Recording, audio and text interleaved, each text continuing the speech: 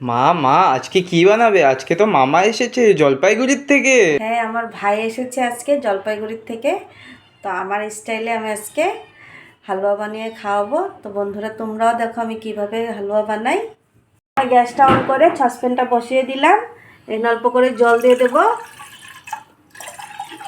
ওই জলের মধ্যে 1 কাপ চিনি দিয়ে দেব।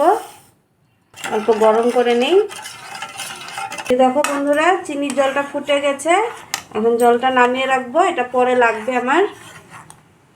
তা আবার কড়াইটা বসিয়ে দিলাম, ঘি দিয়ে দিলাম।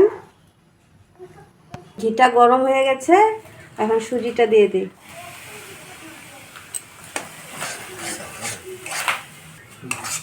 সুজিটা দিয়ে অল্প ভাজা করে নিই। সুজিটা দেখো এখন অল্প অল্প ব্রাউন হয়ে গেছে।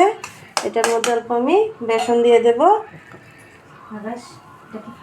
আধা কাপের মতন।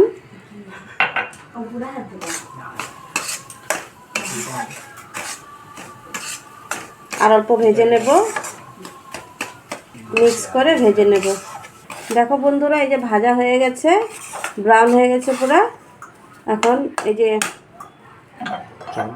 এই চিনির জলটা যে বানিয়ে রেখেছিলাম এটা দিয়ে দেব।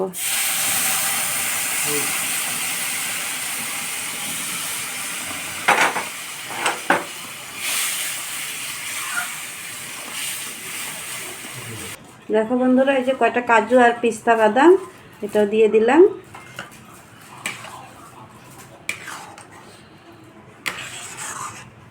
লাস্টে এই যে ঘি দিয়ে দিলাম 1 চামচ।